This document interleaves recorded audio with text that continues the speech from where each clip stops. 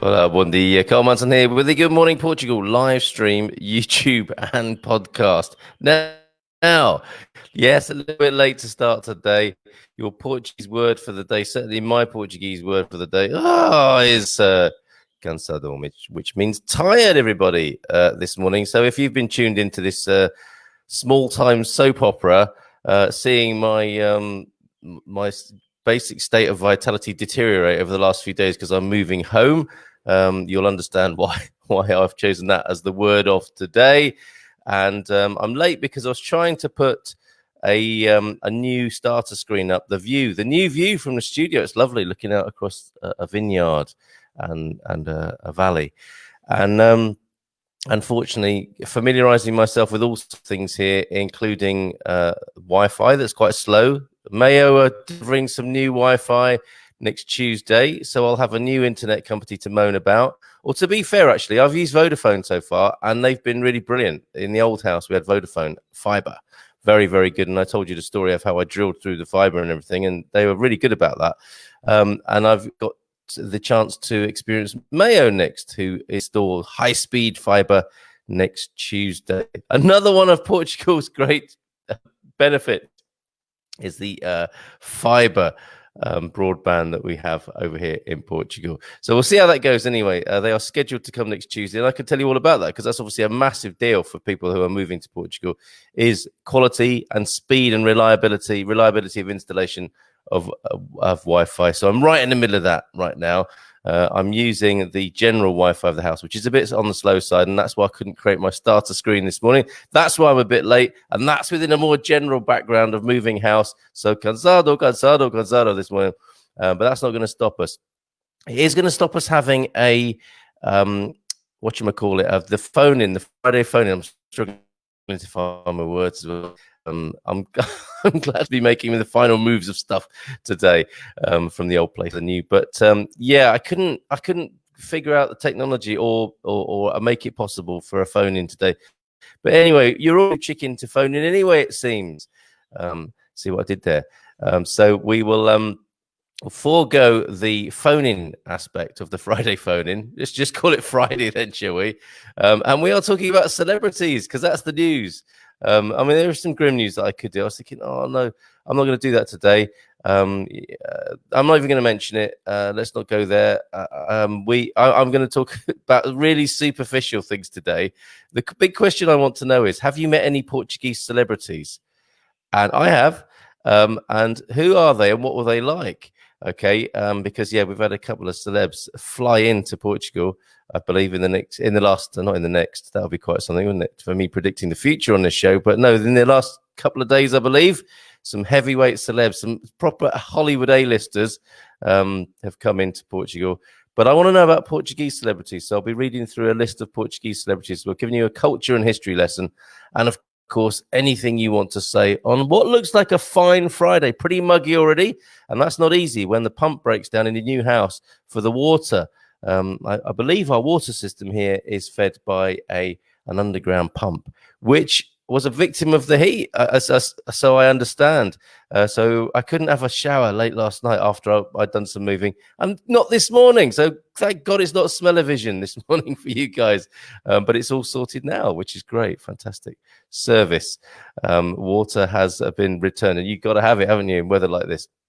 So yes, talking of the weather and the heat, let's have a look. Lisbon, high of 28 degrees today, currently 21. Porto, looking forward to 25 degrees today, currently 19. Coimbra, looking at 29. Things seem to be cooling down a tad, but still very warm and muggy, as to be said. Faro, I think, getting the best weather for the weekend. 31 on Saturday, 30 on Sunday, 24 currently, and 33 to look forward to today. Friday, the 24th of July. Those are the principal parts. Very happy to explore other parts of Portugal with the weather, but I will do that at your request. For example, Neil may be tuned in, not far from Évora. He'll be looking forward to 36 degrees today, currently 20. But as I scan the country, I see nothing but sunshine. And that's a lovely thing to be able to say, unless, of course, unless you're like a vegan who can't bear the sound of the word meat, and you're someone who who's ready for winter and can't bear the sound of the word sun. But you've chosen the wrong country right now, if that is the case, because it's sunshine all the way here in Portugal at the moment. No cloud due until next week, as according to the forecasters, it has to be said. Everyone's very quiet this morning. So no Friday phone-in, but no comments at all in the comments section on Facebook this morning on the Facebook Live. What's going on? Is everyone in a similar condition to me? I certainly hope not. Yeah, where are you guys? Is it because I was late? Are you punishing me for being late? You give me the silent treatment this morning. That would be quite something, wouldn't it? All right, so let's keep it frivolous and light today. And we will go, before we go to the 16 famous Portuguese people that I think you should know about so you can impress people at dinner parties, including your new Portuguese friends, let us have a look to see that Hollywood stars fly into the Algarve. Penelope Cruz and Javier Bardem celebrate their 10-year wedding anniversary. The thing is with this, I didn't even know they were married. Javier Bardem, isn't he the guy who was in Eat, Love, Pray, for one thing? No Country for Old Men, perhaps, as well. Penelope Cruz, a raft of great movies, none of which I can remember the name thereof. So, oh, yeah, talking of filming as well, we had the wonderful Claire Bendel on yesterday talking about Fit at 50, which I certainly do not feel this morning. And no, Claire, I haven't had any breakfast. I am having a cup of tea. I don't think that counts, does it? And a glass of water. And I did intermittent fast yesterday, not out of choice, but out of necessity. And I'm going to go for it again today. I really enjoyed my lunch, I have to say. But you were asking yesterday about getting permission for filming. I can give you some help on that. Gordianus, our wonderful correspondent in Japan, I think he is, an international man of mystery. I think he's currently in Japan. Morning, he says, responding to our conversation yesterday about where to film some of Claire's fantastic videos, in Tamar Square, Praça do Comercial. She said, do you need permission?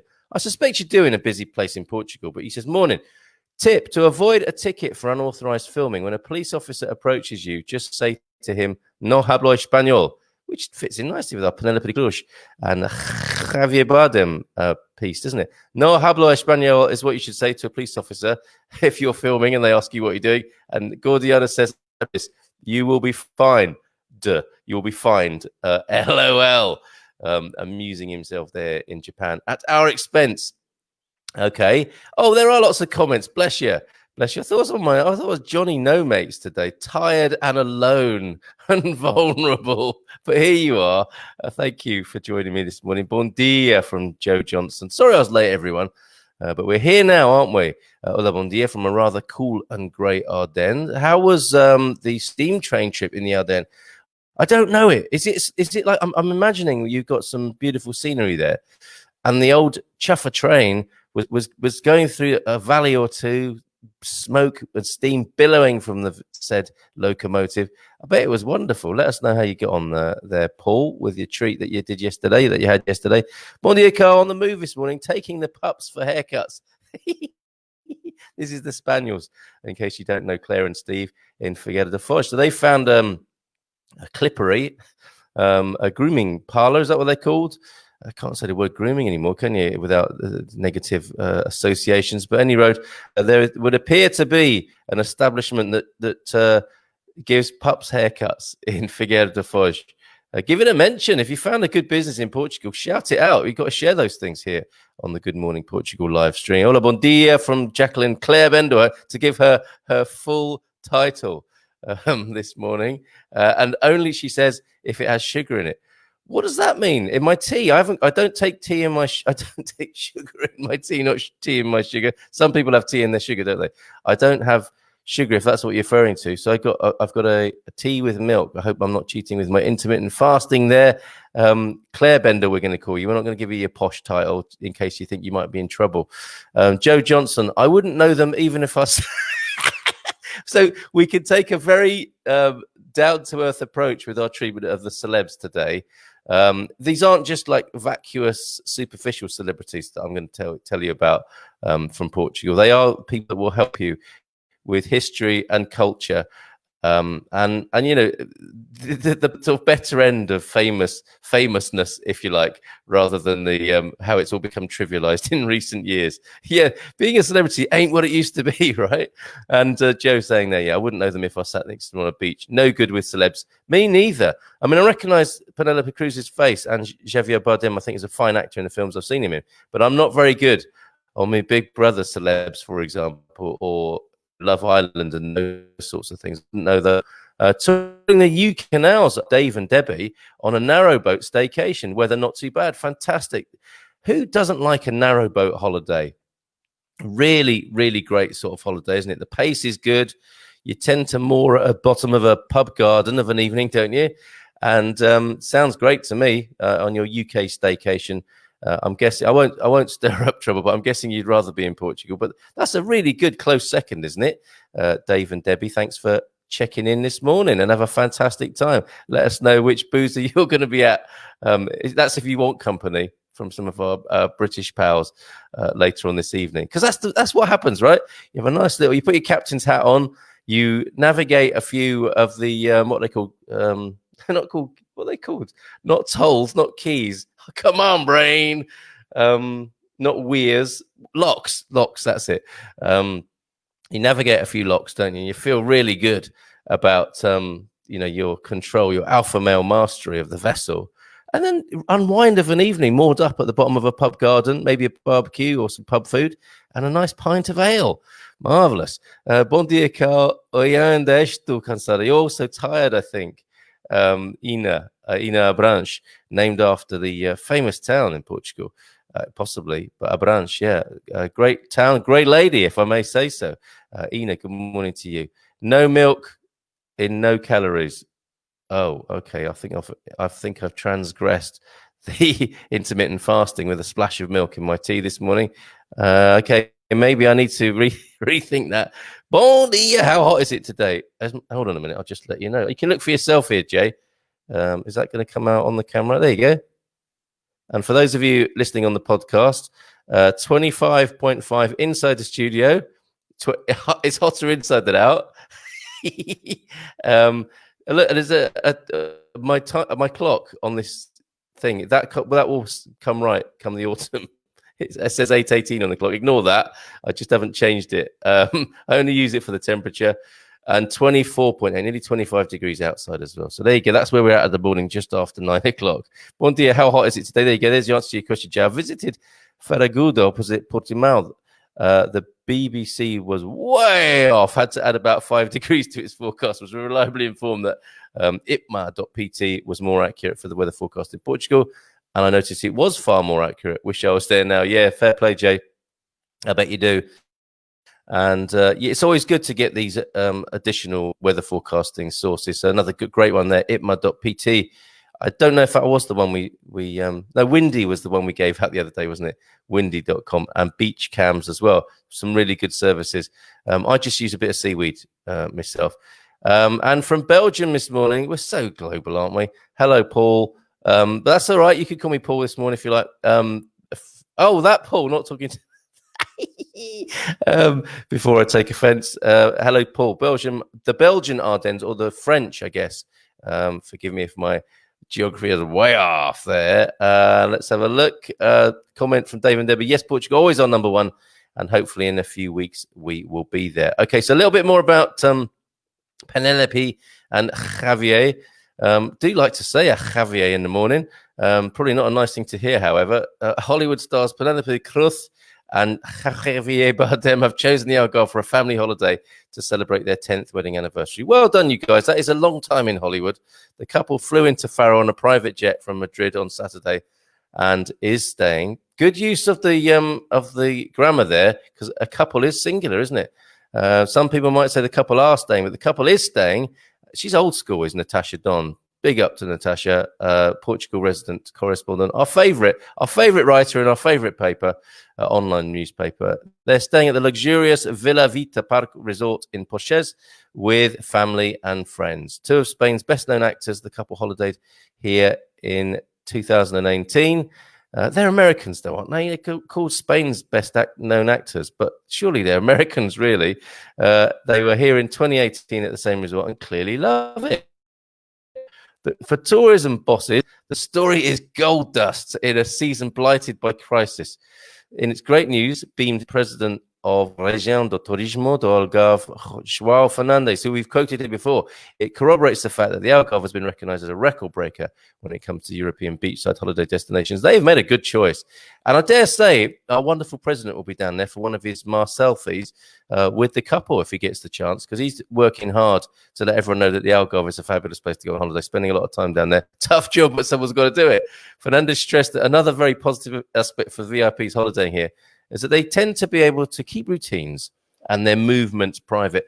Honestly, we should all keep our movements private, thus getting the best out of their stays. João Fernandez is a good PR guy, isn't he? Really good, knows what to say. For Cruz, it will be a moment of calm before launching into her next, a film about two women. They never miss an opportunity, do they? The Hollywood agents and PR people have managed to turn this holiday story into a little bit of a puff for their film as well, their upcoming film, a film about two women who give birth on the same day and have parallel lives. That sounds interesting. The screenplay by Spanish director Pedro Almodovar was actually written as Almodovar himself was recovering from coronavirus. Goodness gracious.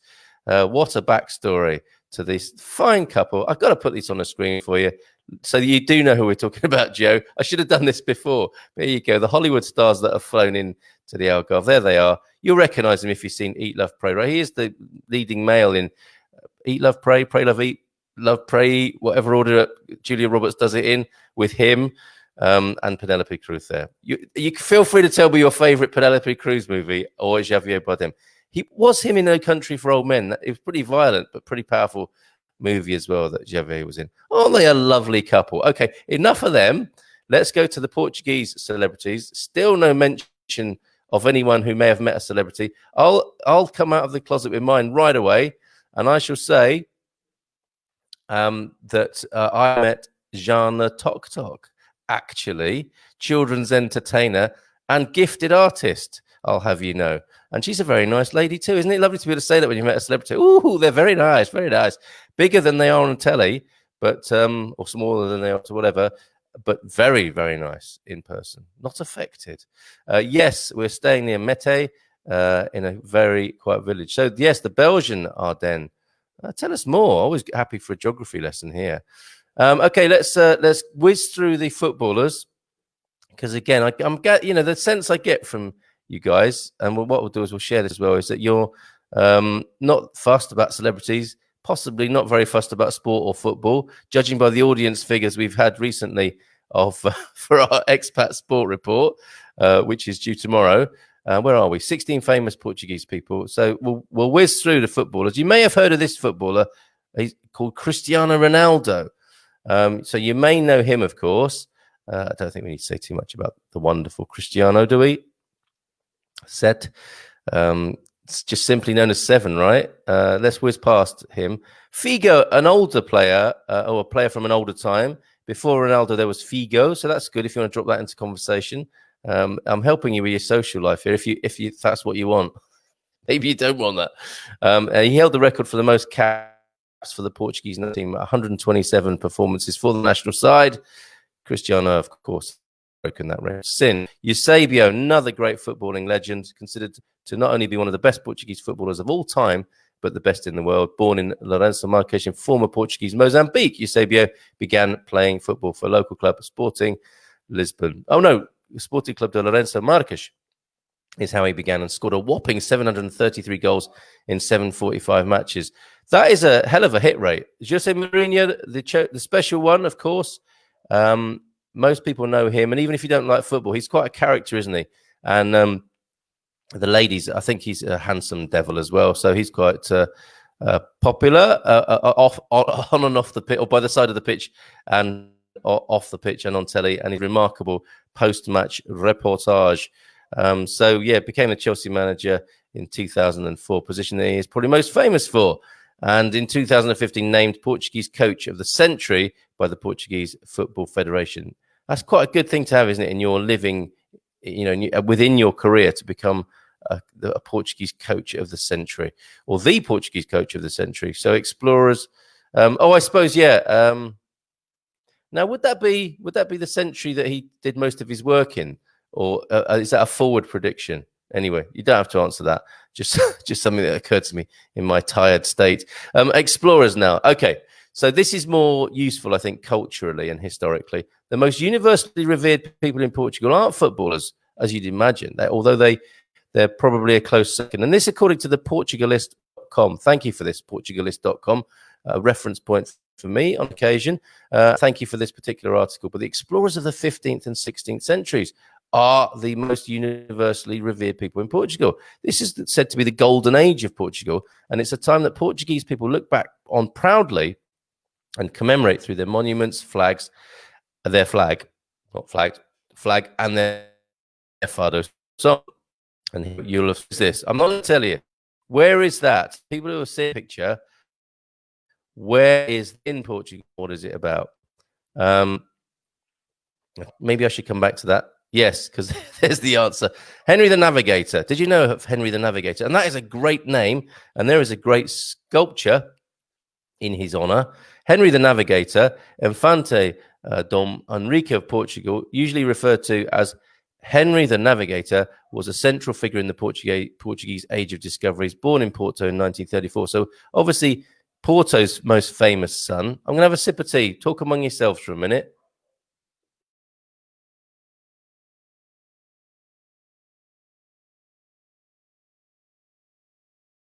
That is so professional, isn't it? But I needed that. Seriously, I don't know if I could get to the end of the show without having some tea-based caffeine there. Okay, let's go back to Henry the Navigator. Where are you, Henry? There you are. Yeah, so Porto's most famous son. Henry was the third son of King João I and Philippa of Lancaster. I think harking back to the great connection between Philippa of Lancaster sounds very posh and British, doesn't she? So that may well be post-Treaty of Windsor and celebrating the great connection that was ruined by Boris just recently. The treaty in tatters, as we said here. Despite being known as the Navigator, Henry never actually went on any... What? Besmirching the reputation of a Portuguese legend. But hold on, Henry the Navigator never actually went on any voyages himself. And you can tell I've not read this article because that's a bombshell to me. He did, however, finance the expeditions. Okay, he was the payer of the piper. In the sponsor, you could say, couldn't you? In 1420, he was made Administrator General of the Order of Christ, which gave him access to funds that he was able to use to fund explorations of Northern Africa. I'm sure being the Administrator Order of Christ stowed one with a few religious, spiritual dimensions to one's life, and not only funds, but we've seen through history, haven't we, that often these things go together, notably still in the Vatican. Under his expeditions, the Portuguese discovered and colonized the island of Madeira, the Azores, and several of the Cape Verde Islands. He also sent voyages along the West African coast, many of which returned to Portugal with gold and slaves. Now, here's the thing. At the moment, as I speak, a statue of Christopher Columbus, I believe, is being uprooted and probably put in a warehouse somewhere as part of the whole Black Lives Matter movement. And you could call it a revolution, really, couldn't you? In Chicago. Now, I don't know. I mean, there will be people in Portugal, obviously, thinking we need to see this guy in a different light. I'm not saying that myself. I have a view on here, which I hoped to share with you at some point on our phone-ins. Just a little bit of an inside track here. Thinking of doing a few evening shows, right? And this sort of talking would be great. More of an evening, I think. You want to have your breakfast now, don't you? I don't know. Tell me, what's your favorite thing about the Good Morning Portugal live stream? Is it just something to have on in the background while you're having your breakfast, which might give you a little bit of insight about what's going on in Portugal? But I really fancy an evening phone-in as well, where we can dive deeper into this. But what I'm saying there is, I think Henry the Navigator, who died in Sagres in 1460, that will be being revisited, won't it? He's, part of the golden age of Portugal, like so many explorers were in their respective countries. But when you drill deep and when you have today's consciousness and today's political ideas, they are being seen in a new light. So there you go. Another explorer, Bartholomew Dias was born into a royal household in the Algarve around 1450, when it was still possible to be born into a royal household. He is famous for being the first European to sail around the southernmost tip of Africa, which became an important trade route between Europe and India. So unlike Henry, he actually went to sea, originally called the tip the Cape of Storms, but later he had originally called the tip of Cape of Storms, but later renamed it to the Cape of Good Hope in honor of the opportunities it would provide. So that he came up with that name, it would appear, the Cape of Good Hope, that we know from our geography lesson, some of us, from way back in the day. Somewhat ironically, he ended up caught in a storm there. Oh, no. Oh, no, no, no. So he changed the name from Cape of Storms to Cape of Good Hope and then died in a storm there. That's pretty grim. Vasco da Gama, you will have heard of, obviously. Many things are named after Vasco da Gama here. Shopping centres, bridges, streets, no doubt. Born in Sines, either in 1460 or 1469. It's unknown, it would appear. He is the first European explorer to reach India by sea. I think we probably have the Portuguese influence in Goa. We have to thank Vasco for that, if I may call him that, Senor da Gama. He was also one of the first known Europeans to visit certain parts of Africa, like Mombasa, for word. Da Gama returned to Portugal a hero, and the Portuguese quickly returned to India and established the trade route. So do you know, when you become a hero, that would have taken a long time back in the day, wouldn't it? It would have taken a long time for word to get out. But they didn't have social media then in the way that we can see that Penelope Cruz and Javier Bardem are in the Algarve at the moment. Word of Vasco da Gama's progress, discoveries. I mean, it's not like those places weren't there. He found them. Arguably, things rolled in those days. But it would have taken a while, wouldn't it, for that information to get around the country and for the legend to be formed. Another great name, Magellan, Ferdinand Magellan, born into a noble family in northern Portugal around 1480. Fernando Magellan, I guess that's his internationalized English name, but he is Fernando Magalhães, is famous for organizing a Spanish expedition to the East Indies that resulted in the first circumnavigation of the Earth. Check that out. Magellan's first circumnavigation of the Earth. The first, not his first. The route went down to the coast of Africa, over to South America and past Patagonia, through Asia, past the tip of Africa, that place that would have struck terror into the hearts of many navigators and explorers, and back to Europe. Magellan actually died on the route after a fallout with chieftains in the Philippines. But several of the boats managed to return to Europe the following year. With those stories, I suspect I'm having another sip of tea. Stand by.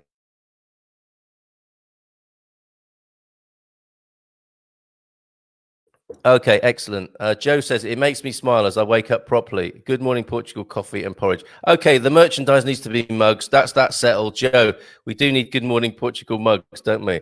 And Jeannie says, I once met Simão de Oliveira in Setúbal, a fadista. So this is so embarrassing because I'm asking you to tell me about celebrities you met. I am going to take a guess that Simão de Oliveira is a fadista, fado star. But thank you for name dropping there. That gem, Jeannie. Esta del Rosario. Hola from San Francisco. Yes, California, where it's after 1 a.m. Bless you. I know what that is. Did it myself last night. I'm up too late again after being out to see the Neowise comet. How was that? That's so exciting. I hope you were gifted with a view of it, because people have been talking about that with much admiration and delight. So thank you very much for joining us from California this morning, way past your bedtime, I'm guessing. So we have Simão de Oliveira and Xana Toc Toc to beat so far in the celebrities that we've met. And thank you, Joe, for that idea to make Good Morning Portugal coffee mugs and bowls, maybe even a whole set. Maybe we can have a 3 Bears set for putting your porridge in as well. So back to the famous people of Portugal and some names that we've covered in previous podcasts and presentations here. I really made a mess of Fernando Pessoa's name, didn't I? I called him Paixão. Dear, oh dear. Born in 1888. I won't go into that again, but we have done a profile focus on the great Fernando. And I'm not going to say his second name again. That's a great way of avoiding that, isn't it? The great Fernando. And Luís de Camões, we have also focused on as well. These are names you should know, I would say. not shitting on you, but I'm just suggesting that good names to know from Portuguese culture. Good way to learn more about the culture, the history, and the language. Just say Sadamago, a name I'm not familiar with, a more modern Portuguese writer who won the 1998 Nobel Prize in Literature. In 2003, American literary critic Harold Bloom described Sadamago as the most gifted novelist alive in the world today. Did you know that? That's great, isn't it? And again, you'd probably sit next to, you just say Sadamago on the train or the bus if he does use public transport, being most gifted novelist alive. I guess you would. As a writer, you want to see real life. Get on the train, get on the bus. But would you know if you were sat next to him? Probably not. And let's go to music now. And of course, most recent and popular musical celebrity would, of course, be Salvador Sobral. I heard his song, the Eurovision Song Contest winner, out of context the other day. And I thought, this is so beautiful. What is that song? Real Eurovision. 3 years ago. Eurovision Song Contest winner for 2017. He was the first Portuguese singer to win the Eurovision Song Contest. And not only that, but Sobral and his entry, Amar pelos dois. It's so lovely. I'm going to learn it. And I may even sing it to you. Unless enough of you get a petition going to stop that. Hold the record for the highest scoring winner. And it's so interesting what happens in the Eurovision Song Contest. It stormed that, didn't it, to 2017. Won it. Made Portugal the host country for the next year, 2018. What happens? Don't think they got a single point. So you go from 1 year with the highest record, highest scoring record, to next to nothing the next year. This is the rise and fall of the Eurovision Song Contest. And I would offer to play it, but I'll get myself into all sorts of copyright problems if I do. Amalia Rodriguez. Dear, oh dear, I'm struggling this morning. Amalia Rodriguez, there you go, that's better. Of all the names in Portuguese music, Amalia, who we've also focused on with, I really enjoyed that. And I was sad to see that it wasn't one of the most listened to podcasts, because I think she's amazing, the Queen of Fado. Such a glamorous and glorious personality. From the age, you could say, of true celebrity. To date, she's still the best-selling Portuguese artist of all time and has sold more than 30 million albums. Wonderful. There she is with a rather unfortunate screenshot. Okay, politics and business. Get ready to boot. Antonio Salazar. And, you know, it's important to know about Salazar because, of course, the leader of the fascist government of Portugal until as recent as 1974, Prime Minister of Portugal from 32 to 68. I heard someone referring to the 1900s as the last century the other day, and I thought, you cheeky beggar. Like, don't say it like that. Just call it 1932 or 1968, not the last century in which I was born, and responsible for the Estado Novo. This was Antonio Salazar, not the person I was speaking to, a corporatist authoritarian government that ruled Portugal until the Carnation Revolution, which is right, an historic moment to look into. If the name sounds kind of familiar, it could be J.K. Rowling, who named one of her Harry Potter characters after him. There's a nice little snippet for a dinner party. Do people still have dinner parties? Slytherin Salazar. So there you go. She's been inspired by a few things in Portugal, we think, including the capes. And we discovered, to our shock and horror, that the bookshop that she was supposed to have been inspired by wasn't inspired by that at all. Apparently, the bookshop in Porto that actually trades on that fact. So let's move on. Antonio Guterres is a former Portuguese Prime Minister, 95 to 2002, but most non-Portuguese will know him as the 9th Secretary General of the United Nations. Prior to that, he was the United Nations High Commissioner for Refugees between 2005 and 2015. And there you go, but there are 21 thoughts, and I'll do a couple of these on 16 Portuguese people that you've probably heard of, those there. These are the comments that people have put in. Thanks for sharing. Oh, and this is what happens, right? This, of course, is what happens with historical documents. And with important historical moments, people could get quite affronted, as I believe this commentator here, who would be Andre Carrera,